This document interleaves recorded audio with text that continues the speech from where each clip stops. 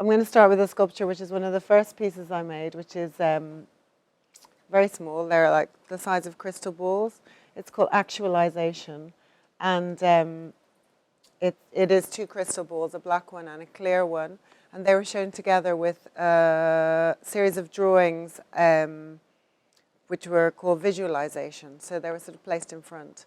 And I should say, when I was at university, I didn't specialize in sculpture. I did a foundation in Dublin, and then I wanted to leave home. I wanted to be somewhere else. So I moved to perhaps one of the least likely places anyone wants to move to, especially in the early 90s. I moved to Belfast.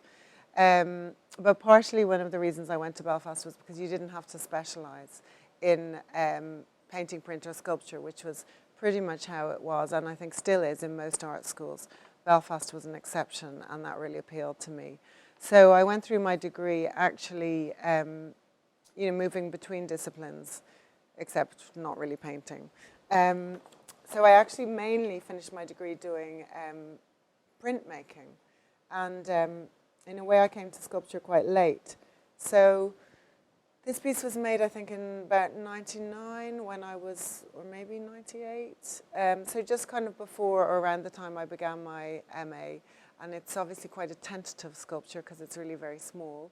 But I think the title, in a way, kind of reflects sort of where I thought I wanted to go. In a way, I sort of had tried image making, and I felt that it didn't bring anything into being in the way that I wanted. So this piece is called Actualization, and I suppose is a kind of a first step into sculpture.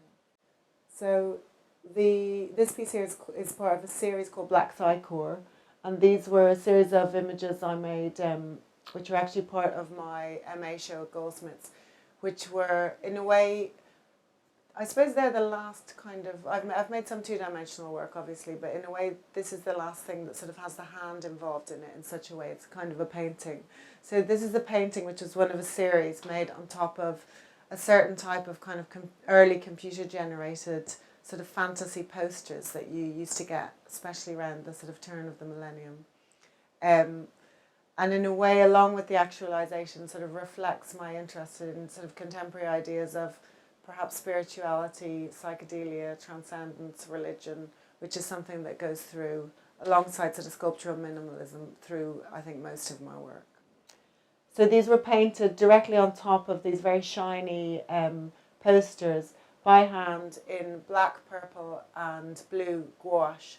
So the gouache was sort of mimicking the type of render that you get in those sort of posters, which is sort of infinitely detailed. I mean, many of you have seen those fractal posters and things. So trying to sort of copy that by hand over the top is, I mean, an absurd endeavor. So I felt that those images were providing a kind of a sort of a very sort of slippery kind of view of spirituality or transcendence or sort of otherness, and with the blackness, which is, if any of you know my work, is almost a sort of material in itself within my work, I felt that sort of creating these matte, dense images by hand over this was creating an image that was had more in common with perhaps something like mandalas or sort of religious icons, whereby the sort of contemporary sort of new age spirituality was being sort of transferred sort of backwards to a kind of slower way of looking, and that absorbed the eye completely differently than this computer-generated image. So I made, quite a lot of these for probably about a year and a half. I made a lot of these paintings. And I also made a film, actually, with the paintings, which I did show, actually, twice, I think, which was of a crystal ball rolling over a series of these posters, so it's sort of filmed through the crystal ball, so it's very kind of morphing and very psychedelic. I'm very slow. So, this is again an early piece called Burning Tire, which I suppose was conflating sort of sense of the spiritual with sort of reality. So in this piece, the tire is filled with incense, and the incense is burning. So I suppose it brings together two different combustible ideas. And this was made for a show which was specifically about protest and the artist. which was curated by Kirsty Ogg, who's somebody I've worked with a lot at the CCA in Glasgow.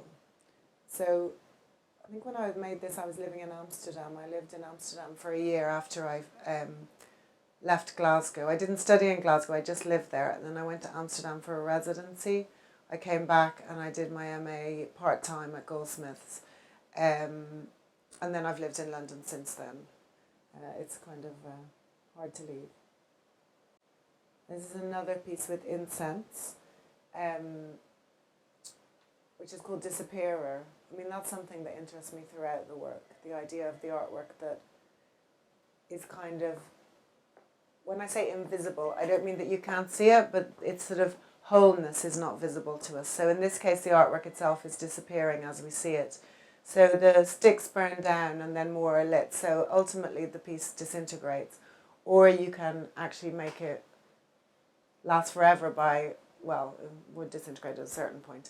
But pieces can be added. So it sort of exists by instruction also. So it's a kind of constantly changing artwork. And also it was made really to be shown with other works, because obviously the incense creates a environment in which the other artworks are then seen. So it has this sort of tinge of the spiritual or the easily purchased spiritual. Spiritual, certainly in our culture, about it.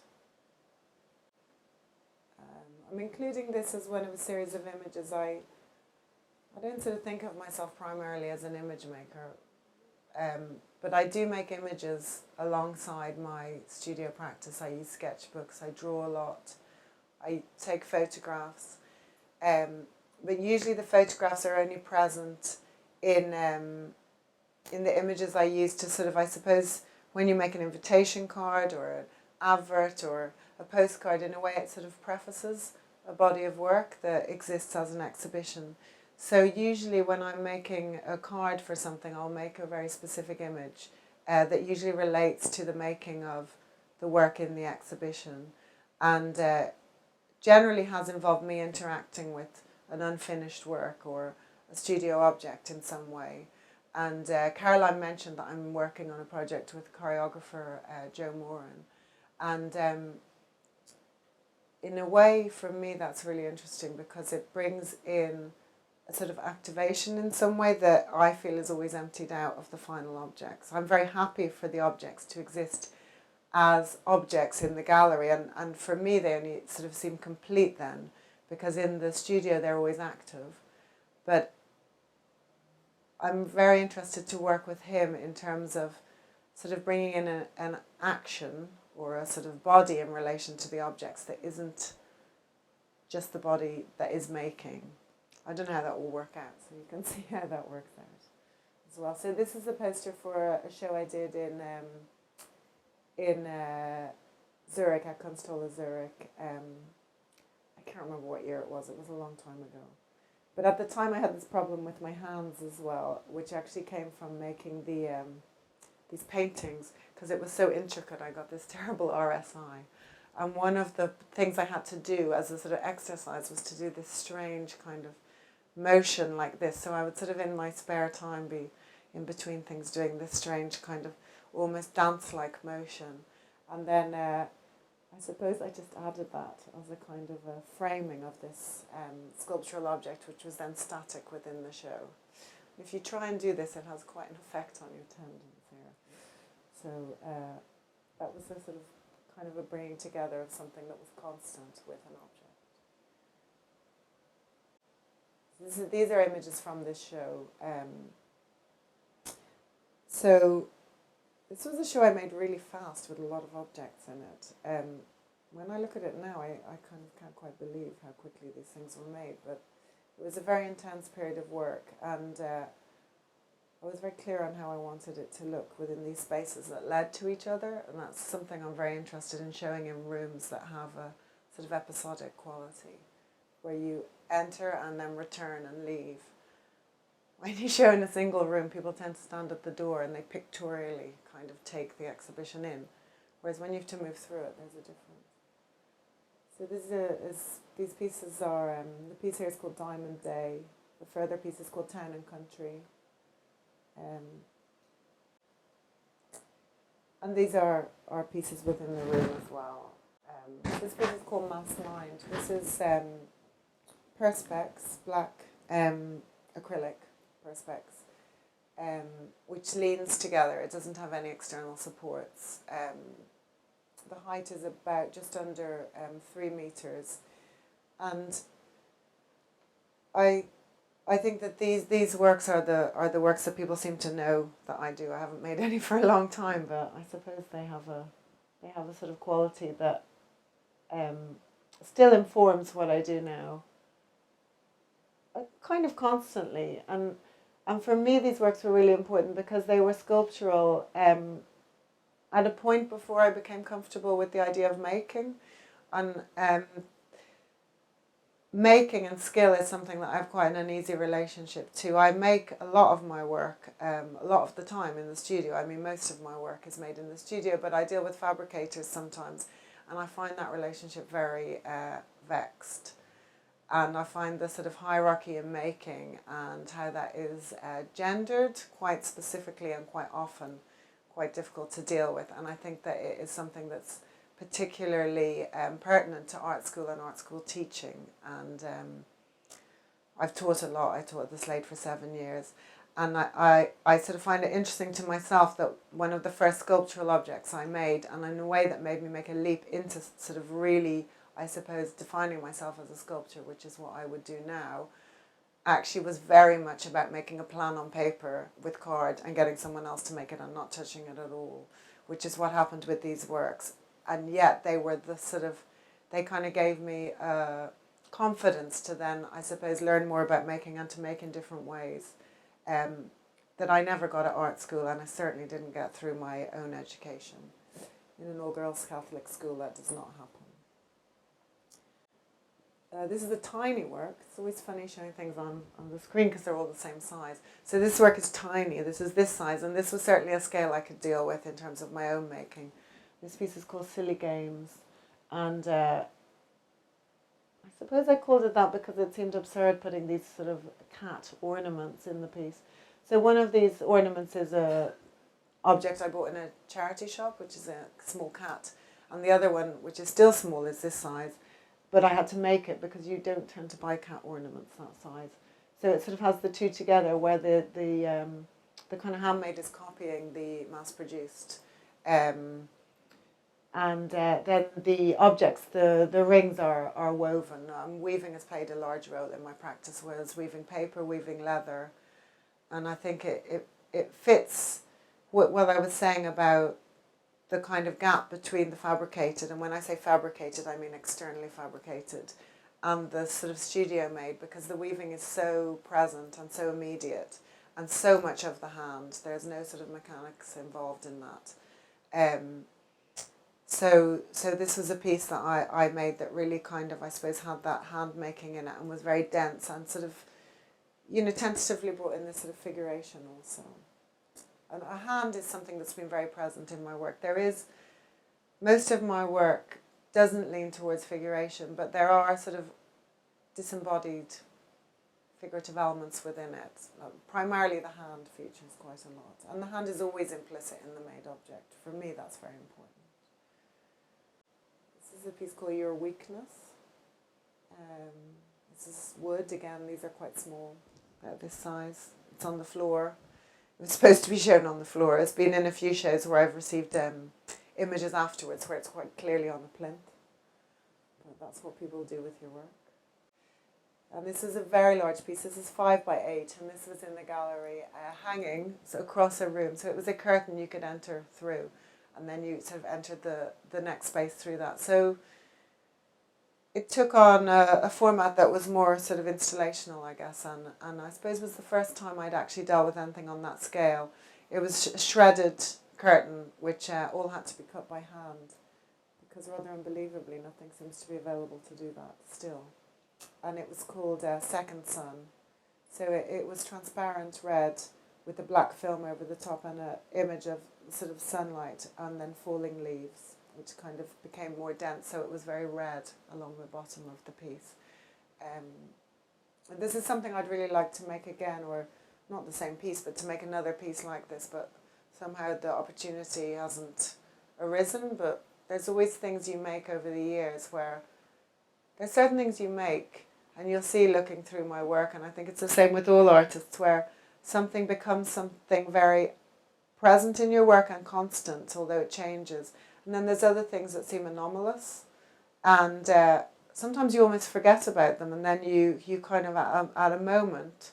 This is one of the things that, there's not that many things about getting older that are great, but this is one of the things that actually I really kind of like about having a longer practice, is that sense that there are things that maybe you made that you only touched on, and you can somehow come back into focus sort of further on throughout your career. And I find that really kind of constantly interesting now. And it always puts me in mind of as well of teaching, where you have first year students and second year students and all of us, and they make something and it's great and they're really excited by it. And then there's the thing of like, what happens now? I've made this thing, but there's no context for it. And actually, as we work and develop a practice, that becomes, you still sort of, well, for me, I still sort of don't feel like I know what I'm doing all the time, but there is something in having a practice that it's like creating an alphabet that you can draw on, and you can revisit things that perhaps you only touched on and then kind of got away from you. And I think this is one of those things. So for me, it's interesting always to see this work, because I see it when I'm doing this, but then I sort of forget about it. So this was a show, this is kind of important for me, because in terms of talking about things that are constant in the work, this was the first time I made work on these metal stands that still have a very active presence throughout my work. And these three pieces together are called The Crooked Point, Weeping Willow, and Valley of the Kings. Like this. And they were the first works I made at this scale, which is very much the scale of the body. The stands are about 120, 130 high. And these were initially made of timber, so they're incredibly flimsy. I now make these out of steel, and I kind of always have them in the studio. They've become a real... they've become something that's made it possible for me to make works in a certain way and at a certain height and a certain scale that relates very much to how much I can deal with in relation to my own being. And so the pieces themselves tend to sort of end up being larger, in that they are usually come up about 290, 280, or between that and about maybe 2 meters. But the scale in terms of lifting on and off and working with very much relates to what I can deal with. And that sort of has given a real kind of freedom to sort of work with that in many ways and through many sculptures. And I mean, I'm working on a piece on this scale in the studio, today, yesterday, will be next week. It's kind of constant, and it allows a sort of multiplicity within a kind of confined parameter as well, which interests me also. So they were based initially, these stands were based on, because it sounds so absurd, but for ages I was like, well, how can I make a sculpture this size? I don't want it to go on a plinth, I don't want it to go on a table. And then I was on holiday somewhere, and they had a sort of water filter thing on a sort of basic welded stand, and it just seemed to me to sort of exactly fulfill the purpose. I photographed it, and then on coming home, so produced a number of these, which has sort of become very pivotal in my work. This is a series of woven pieces. So you've seen woven pieces in the earlier work. These have played quite a large part. I haven't made any for many years. I made one recently, though, in January, which was nice to sort of do that. I stopped making them for the very prosaic reason that the printers I used to get them made in closed down, and I couldn't find anyone else to print them. But now technology has moved on, and now anyone can print the kind of posters I need. And much better than I used to have to go in and argue with the guy in this print shop in Brixton about how much black he would let me have in the posters, and if I'd have to pay more for it. And there used to always be this sort of negotiation, but now... and then when he closed down, it was like it seemed absurd, but for years I couldn't find anywhere else that would run these colours for me. So it was really nice to come back to this and to make one again this year. So these are a series that go together, and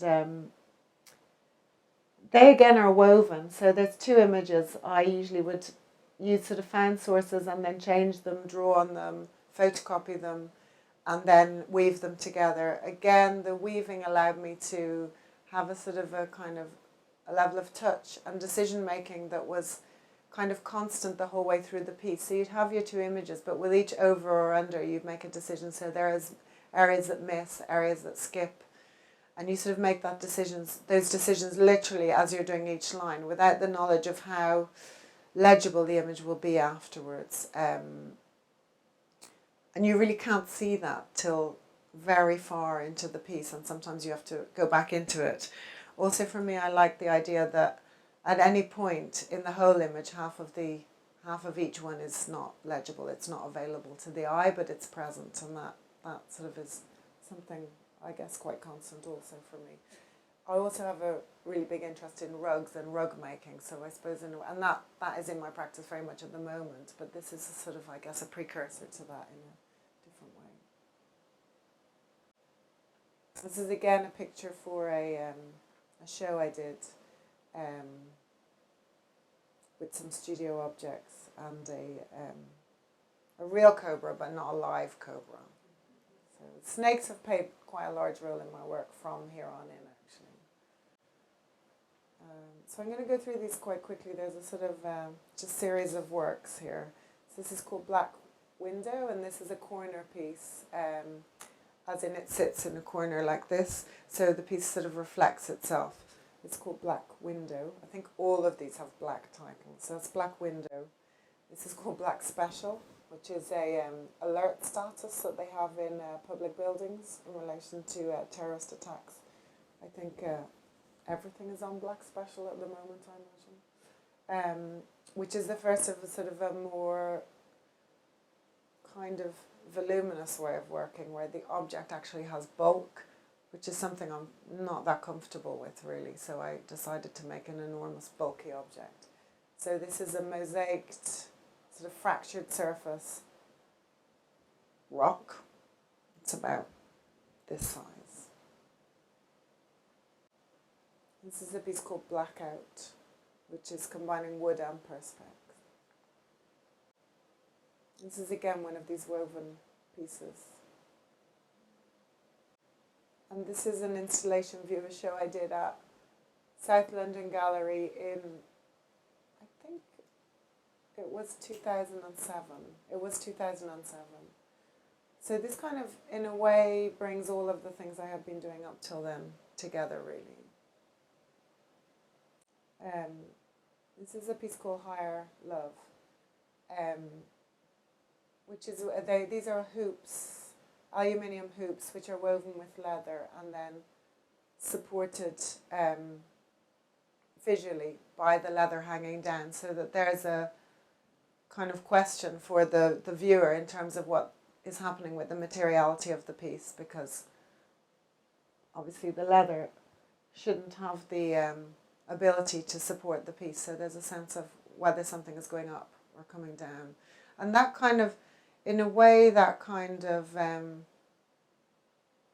deconstruction or mistrust of materiality is something that interests me in terms of, I was saying I wasn't very familiar, I couldn't really sort out the slide thing, the AV equipment, because I don't really use it, because I suppose I work with a materiality that isn't about projecting an image or projecting something or creating something elsewhere. It's about that the materiality and the object is sort of empirically in front of you, but what it does or how it acts on the eye or on the body is not necessarily what is expected of that materiality, because I'm interested in creating a kind of a doubt or a kind of a more intense interrogation of the materiality of the object. That's also why I use stripes a lot, and in terms of literally physically breaking up the way the eye deals with a continuous object and painting on different surfaces of an object with different planes,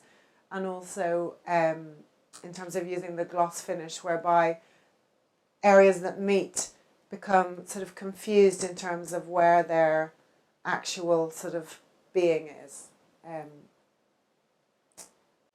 These are some other pieces. I feel very bad because I really tried to find out the title of this piece and I cannot remember it, so I'm sorry about that. this, I mean, but this piece, I suppose, embodies that in that it's something that appears to be falling but is static.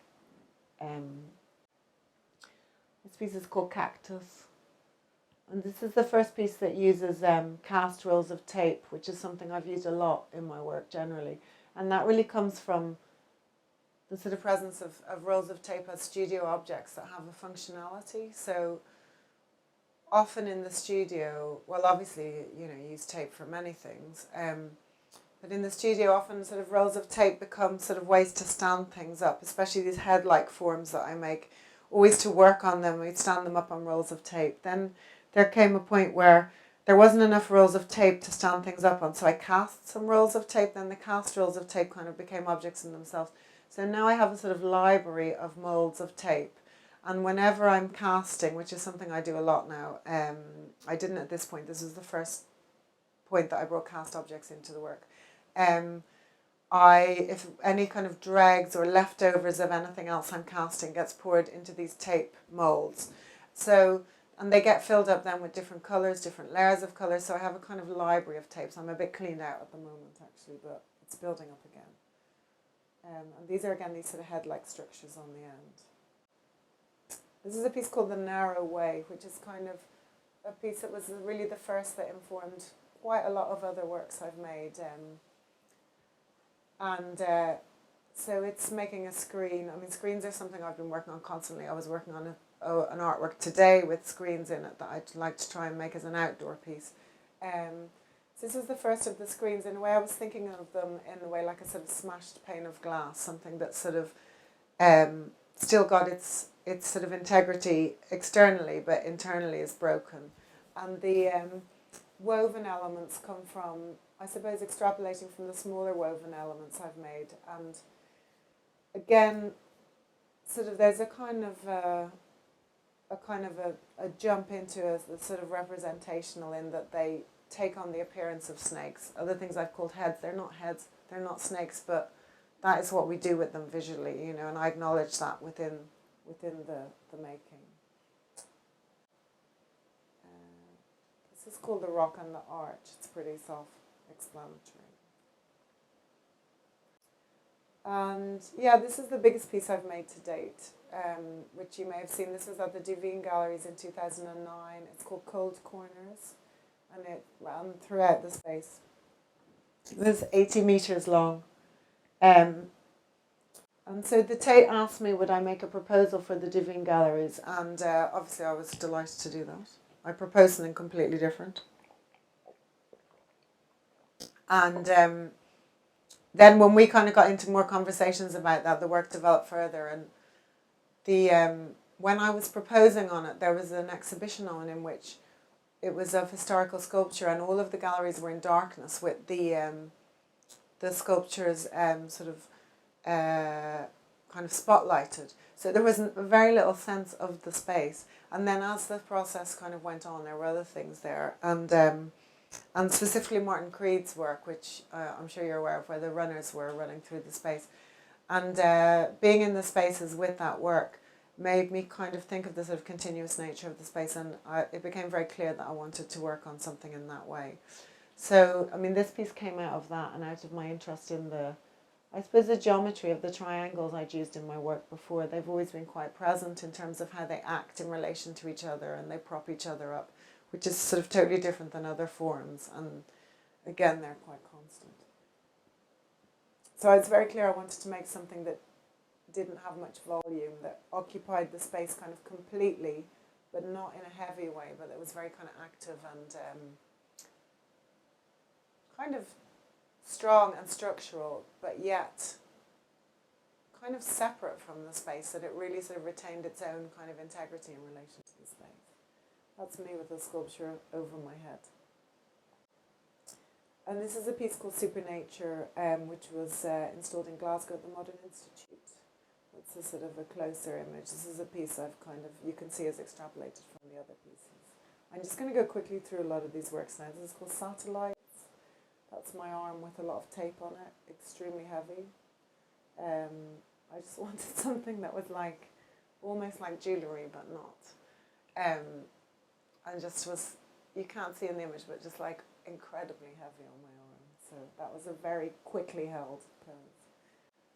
This is a piece called Why Don't You, which is significant in relation to, I've made quite a lot of works with these coloured stripes, and all of them are called Why Don't You.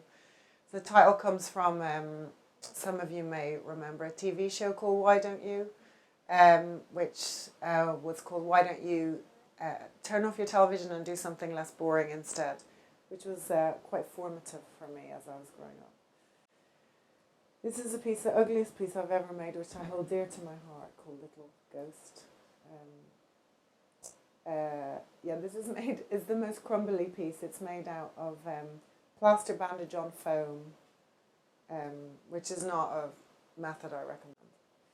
Again, this is an image for a show. I really wanted to include these because I do make these images. I don't know quite how I consider them, but I like them to be there, as I said, as a kind of bookend or a kind of precursor to a body of work.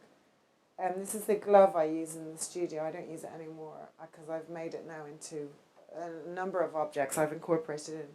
So it was a glove that I used in the studio all the time for handling things, and I'm left-handed, and there was such a discrepancy between the two gloves, the right and the left. So the glove kind of became an object in itself at a certain point. And this is a piece called Natural Beauty, which is a very large piece. It's 6 meters by 6 meters each screen. This is called Venus and Bigfoot. This is kind of moving into casting now. There's a piece, I don't know if you can, in the back, oh no, it's not here actually. So yeah, I became really interested in making these sort of totemic works, which have become kind of very present in my work over probably the last 5 years. So this is one of the first of those works. It's called Nefertiti, this one, because of the shape of the top cone. So these are cast objects. I'm sure you're familiar with the Nefertiti bust. These are cast objects that sort of came out of the tapes which were accumulating in the studio, and some of them are actually included between these objects, as well as these kind of donut shapes, which are, again, if there isn't enough jesmonite, which is the material I use to pour, there's usually enough to scoop and then shape, and the only kind of meaningful or not meaningful object you can make from that before it goes off is a kind of a loose donut shape. So again, I have a huge collection of these. So in a way, it was kind of a sort of putting things to work. And the cast shapes are from very thin perspex or plexi I had in the studio, which I was using for model making, which I began to sort of fold and then cast into to create these sort of truncated cones. And I'm very interested in a kind of additive process of sculpture whereby there's very few things, except for perhaps the mosaic pieces, that don't kind of undo into numerous pieces. It's almost like a sort of bead-like structure where a sort of a large object is created from numerous smaller objects. And I think the bead as a kind of, almost like a sort of feminine idea, interests me a lot as a sort of a kind of a component that suggests a sort of possibility of continuous building, almost like Brancusi's column, which again is a sort of very much a touchstone work for me, and I think it's very present throughout a lot of the next works. This piece is called Us Women.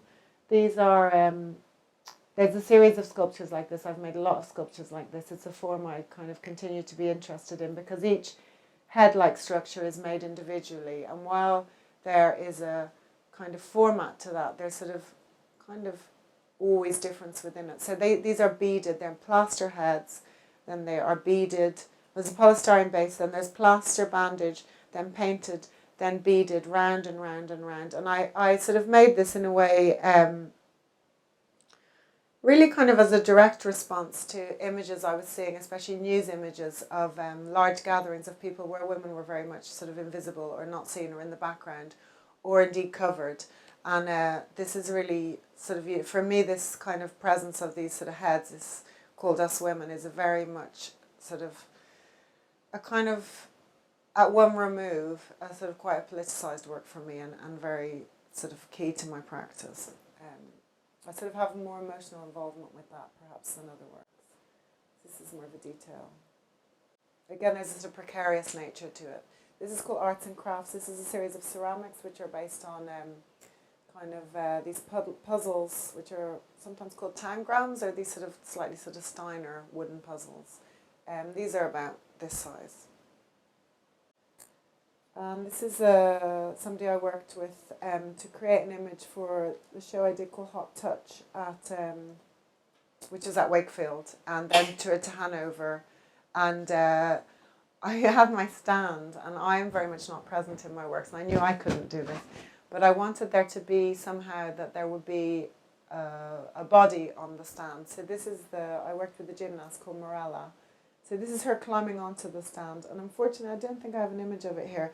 But the image I used, and I also did make a photographic print of it, is actually of her doing a handstand on the stand, but it's cropped, so you don't see the end of the stand and you don't see the end of her feet.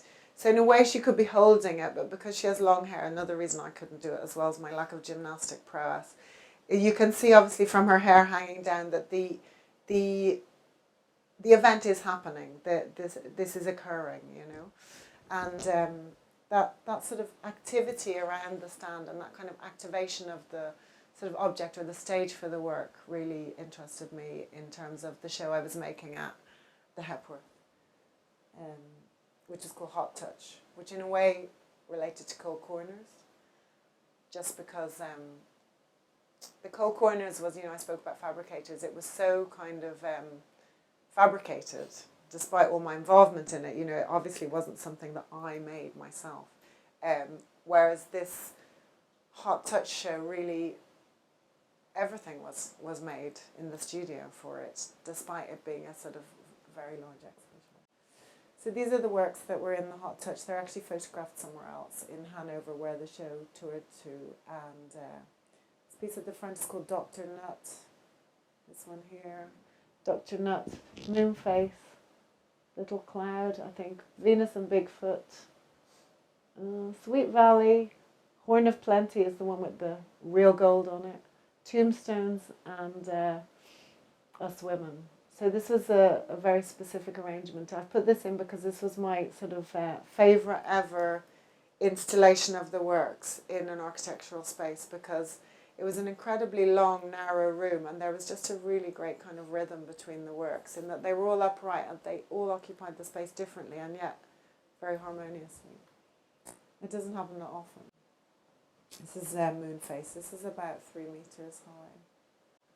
This is Tombstone, which is an extremely heavy piece. Most of the pieces you've probably seen on the stands are very light. This is a very dense piece. It's cast from jesmonite with felt. There's 2 separate elements, sort of obelisk-shaped elements, with a sort of felt layer between them of red and green felt. This is a piece called Sunrise, which again is sort of playing on the kind of, I suppose, the denial of materiality. And then this piece in the corner, Why Don't You, is a kind of a text piece. It's a Y and a U. The don't isn't in there. So, and this piece is Hot Touch, which is the, I guess, the title piece of that exhibition. It's again a very kind of underachieving work in terms of its sort of status as a sort of made object. It's very kind of rough and ready, and I felt it was important to include that in the show. This piece is called Lotus, and the piece behind is Wandering Palm. Both of these are made with leather over a steel frame, and again the kind of the stand, the palm obviously is a very pictorial piece. But the sort of the trunk of the palm is made out of cast tires and tapes. So an arch is a form that's been very present in the work as well, and so this is a kind of sort of naturalistic arch, I suppose. Yeah, so this is a picture of some boys with snakes. I have made a series of photographs of people holding snakes. I've made 4 series of images. I mean, ultimately I'd really like to make a book with the people holding snakes. So the snake came into the work really through sort of, I guess, the image I made earlier on, you saw with the cobra, and then the sort of woven pieces that are kind of ropes or snakes or whatever, but they're not really specifically pictorial. But I was really interested in the snake as a form. I mean, probably something that's come out, and also as I say, I'm working with this choreographer, is sort of where is the place of the body in relation to the object. And I felt with the snake there was a kind of a sort of both a there's a sort of object nature to the snake as a living thing in terms of its physicality and its lack of differentiation that is so different to our own. And then also in terms of my own interest in superstition, religion, belief, the snake occupies a kind of very sort of privileged or sort of underprivileged position in terms of the sort of mythology we create about it, in sort of, a lot of religious traditions, of which it, I imagine, is unaware. And I was very interested in the kind of meeting of the sort of human and the snake as two kind of completely different lived forms, with all the attendant kind of mythic qualities that surround that. So I set up on 4 different occasions now, instances where I have had somebody who has had a lot of snakes, either professionally or personally, and in public situations have invited people to come and be photographed with the snakes. So the images are a document of that, but in a way the day of doing it is quite sort of, is a sort of something in itself, that is finished now, but it happened, and the pictures are a record of that. And the way that people are in relation to the snake is really constantly of interest to me. Each time I've done it has been different. People's reactions, people's fear of the snake in many ways. Other people who are so tender to it, people who are very self-conscious going into the process, but once they're presented with this other to themselves, sort of lose themselves in that experience, because it is all-consuming in that the snakes usually move quite rapidly, and therefore your body has to react quite specifically to this object which has no care or knowledge of you and yet is alive. And so yeah, it's just something that really kind of constantly interests me, and I hope that I will get to make more images like this. So the most recent one I did was in Dublin this year, which was nice. It included my sisters and my brother in it, and my nephew. So these are German people with snakes, who were quite different to British people with snakes, who were different to Irish people with snakes. Because in Ireland also we have a sort of legend that there is no snakes in Ireland as well. It's a sort of traditional kind of... I mean, it is true that there are no indigenous snakes in Ireland, but it's a sort of a kind of known sort of legendary thing that St. Patrick drove the snakes out of Ireland. So there was a sort of more kind of sort of different mythic side to it there as well. This is an outdoor sculpture which I made in New York some years ago, called Empire. It's at the entrance to Central Park. This is a piece I said I was interested in rugs. This is a piece where there's a layer of resin cast onto an existing oriental rug, creating a sort of, I suppose, a transformed surface. There's another rug. This piece is called Temptation Island. I'm going to go through this quite quickly now because I don't know the time.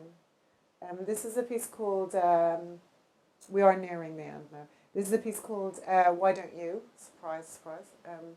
Why Don't You? I suppose it's the largest piece I've made like that. This travels through a whole area of the galleries at the Nasher Sculpture Centre in Dallas. So they commissioned this piece from me, and it ran the whole way through the space. The colour changed subtly through the piece from blue to red in a sort of rainbow format, excluding yellow, which I really hardly ever use.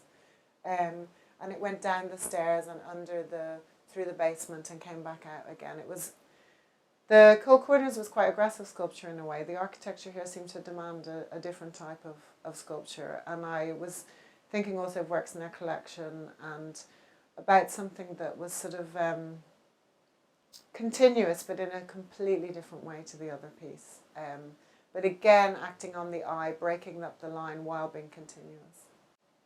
So these are some images of that. It went over the desk at the front, which I enjoyed because people would hold it then while they were sort of asking, questions about things, or when there would be a talk, or where the canteen was. And this is a piece I made. We're sort of into 2014 now, so not long to go. So this is a piece I made for a show in...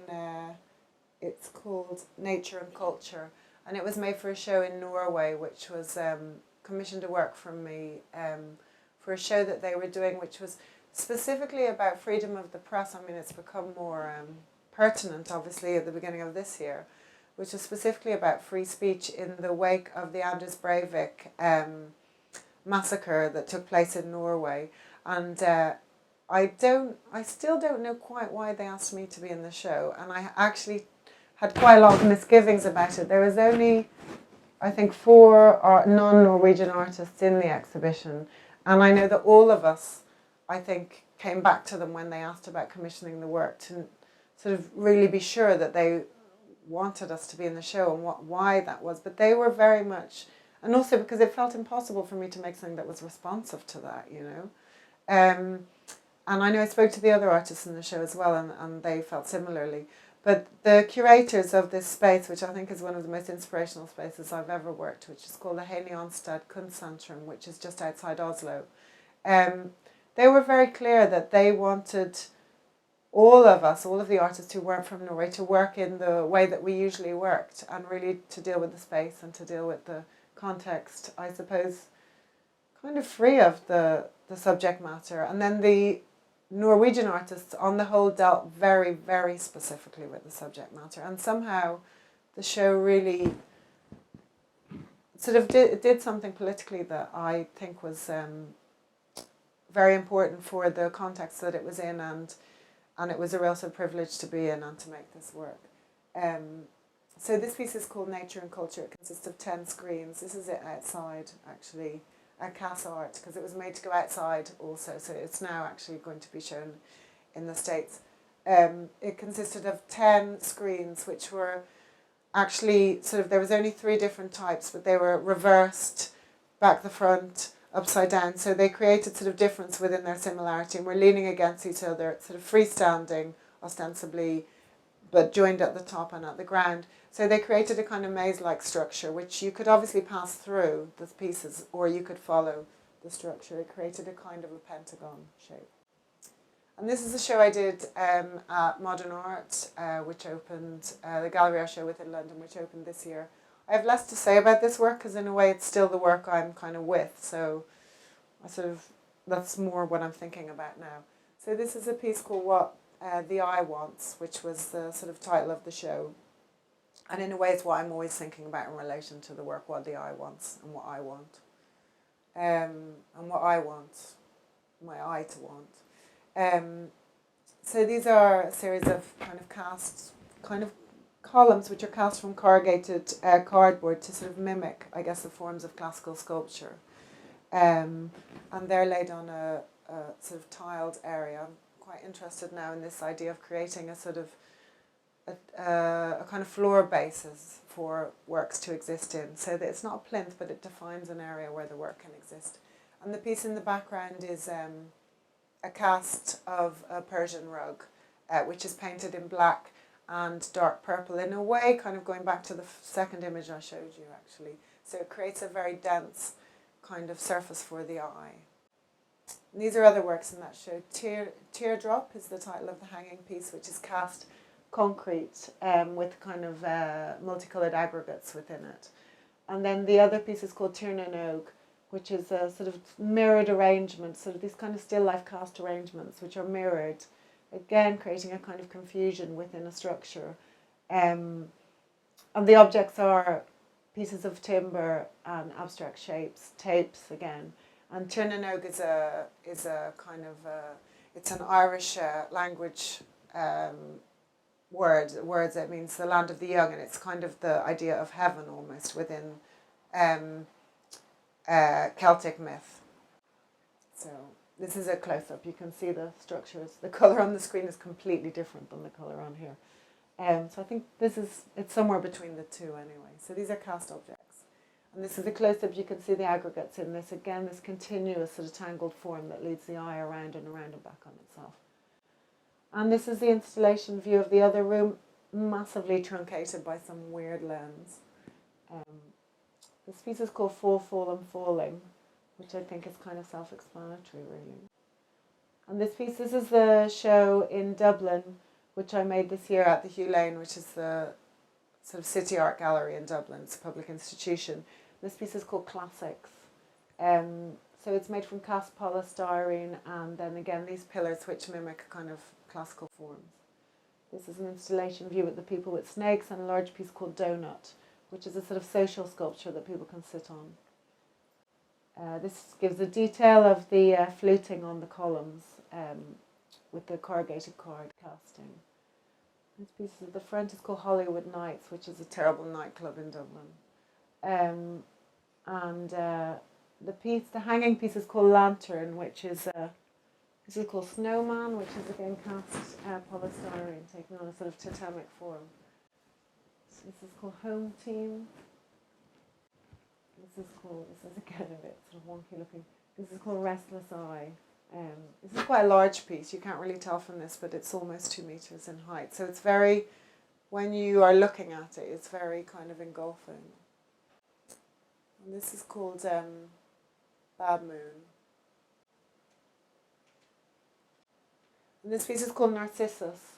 These are sort of, I guess one is at this height and the other is at this height, and they are cast resin heads with it's actually neoprene cut up inside them, so there's a kind of tangle embedded, almost like a sort of like a paperweight or a plant or a you get animals embedded in resin, insects and things.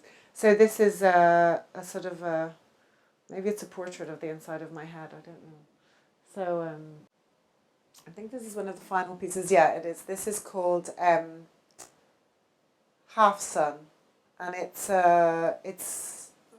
not woven, but it's knotted leather on a stretcher, and it's kind of high on the wall. And I spoke at a certain point about how I enjoyed a kind of episodic space. So the space in Dublin is very much that you have to walk through and through and through and then return. So this work was very specifically created for this end wall. And all of the pieces in that room had this sort of circular quality, which was sort of at odds with the more angular works throughout the rest of the show. So, so that kind of brings us up to really the summer. This show ended in September 2014, so that kind of brings me up.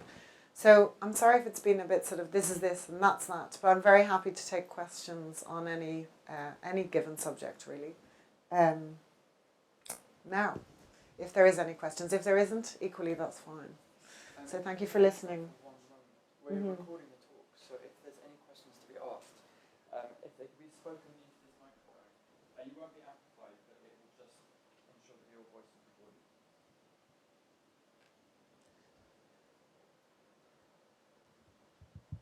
There doesn't have to be questions, obviously.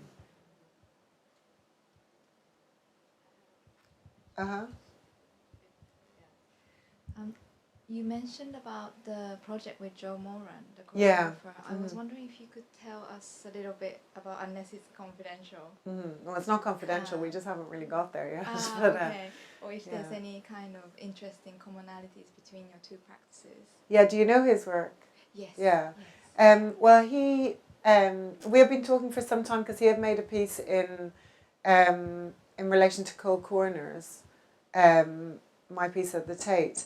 And then we actually have mutual friends we didn't realise, but we sort of met and we began talking about doing stuff. He was keen to work with me, and I had actually sort of unbeknownst to him been thinking about working with somebody in dance or performance or opera. Or I really felt one of the things that we haven't been able to do here today because of the mismatch with the formats is I also made a film a few years ago, which some of you might be aware of, called Boys on Sculpture. I don't know if anyone knows that film, but it was commissioned by the Whitechapel, and basically, not to put too fine a point on it, I made a series of sculptures which were essentially props, and made an exhibition then, which was installed and filmed at the Chisenhale Galleries, and I had a group of boys come in to look between the ages of 6 and 12 come in and look at the exhibition, and when they had kind of really looked at it as long as they possibly could, they were allowed to touch the pieces in the exhibition, and over the course of 25 minutes, it's a single shot, they destroyed every single thing in the room, and then they also made other things from it, and they interacted and acted out various kind of sort of I guess, roles with each other. And since I had made that piece, I'd wanted to make that piece for years and years and years. For about 8 or 9 years, I'd wanted to make that piece. I mean, I never made it because I'm not a particularly collaborative person. And the idea of working with children and just all the organisation, it always kind of, every time I'd be doing a show, I mean, working with snakes was hard enough, working with children, you know, it's so every time I'd be like, oh, I should propose this, and then I go, oh, I can't. And then the Whitechapel asked me to do this thing that was specifically in relation to children, and so they had the kind of I am answering your question, by the way. They had the resources to kind of make that possible, and so in doing that, I became more and more interested in, and you can see it from the photographs I take, in the kind of physicality of making the sculpture and what happens, and the fact that sort of in the gallery is the point where the sculpture is sort of static, but that's the only point when it's in storage and when it's in the gallery. The rest of the time it's being handled, whether it's by art handlers or shippers or by me making it, by somebody fixing it. You know, the whole thing is like, it's like the moment of exhibition is like a kind of the only moment of stasis, you know. And also it seems to fix everything, and that's one of the things, as well as my interest in the sort of gender of making and the position of boys in society, which I'm quite interested in, gender in relation to making sculpture, in relation to installation teams, fabricators, everything, the art school, as well as that. I sort of am interested in the idea that the artwork is static or not, you know. It's always like it's finished, but I suppose in a way what the boys did to the works kind of proved that it's not finished, you know, so anything can happen. And then that sort of made me become more interested in maybe working with a choreographer or working on something that was more activated through the body being present or by the body. And so Joe and I have sort of been talking around that, and we've you know, done some work together, and we're hoping to. There's a festival called Block Universe, which is based in sort of, I guess, a crossover between visual arts and dance. It's hopefully going to happen in the summer this year, and we're hoping to present something together there, and then work more long term on something more substantial. So for me, I'm really excited about doing that, you know. So yeah, I hope that answers. Can I ask you a very quick Yeah, sure. about the boys piece at the Whitechapel? Was that expected, that the actual happening, the action of the boys? I did think they would do that, but I didn't know to what degree they would do it. Yeah. And I didn't tell them to do it, which is crucial. I told them that they had to look at the work for as long as they could bear to look at the work. And I did ask them that they would sort of wait until there was like a certain amount of people in the room, because they came in individually. And I said to them that they wouldn't be in trouble. That was the only thing I said to them. And that was it, really. But the kind of speed and the intensity of, and the joy involved in it was, I mean, it wasn't wholly unexpected, but there were things in it that I wasn't expecting. But one of the things I was hoping for, but I didn't know did happen, which was the kind of attempt to remake, not my sculptures, but to actually kind of, in a way, the conversion of the materials, the sculptures into raw materials again, and then them just using that to make other things. That was really kind of great that happened. And bizarrely, they all came to the front to do that, because the sort of, you know, kind of obviously when you think about it, the worst behaviour was not taking place at the front of the bus, you know. It was always at the back. And so there were so many things in it that interested me that I didn't expect. But the kind of general sort of broad sweep of it was what I expected to happen. But the intricacies of it were far more, I mean, and as a film, it worked out much better than, it sort of worked out exactly, because I had actually filmed it from 3 angles, because it was a one-off thing. We didn't know what we would get. And so my hope was, you know, that we'd end up with 5 minutes that we could use, and we might have to edit it together because it might be terrible. But actually what I really wanted was to have about half an hour and for it to go on. And actually the boys could have stayed there all day. I mean, seemed really, you know, content with the objects that they had and the freedom. And so it sort of brought up a lot more for me, as well as so the thing about gender was very present, about permission, about kind of joyfulness in making and destruction, which I'm interested in, and then also about it was interesting because there was sort of part of an educational program. They wanted to make a film interviewing the boys afterwards, which I was ambivalent about. I didn't particularly. I was like, it's fine if you make it, but I'm not going to make it. So Renee, who I worked with, who filmed it, she made this great film with the boys, which is on YouTube, which is more interesting in relation to education and gender, perhaps, than art, which is also something I'm interested in. And I should say I have 3 sons, so I'm particularly interested in this. But the interview with the boys is amazing because their perception of themselves as in trouble or in the wrong is so profound. And the things they say about sort of the girls are always allowed to do stuff because they're good, we're not allowed to do so. As soon as people see us coming, they think we're going to cause trouble. And they are the perceptions we have in society about boys up to a certain age. And yet, in the workplace and in adult life, men are still sort of, given it's like the attitude shifts. Girls are perceived as fantastic, great, intelligent, civilized, high achieving until they reach basically the age they start to have children, and sort of 18. And then sort of after that, the shift occurs. Boys are perceived before then, they're like pariahs, it's like and so it's sort of a weird kind of message we're sending on both counts, And I think that there's a sort of bizarre sexism towards boys that happens until they're adults. And then it sort of reverses and it happens to girls. So, yeah. So, anything else or? Okay. Well, thank you for listening.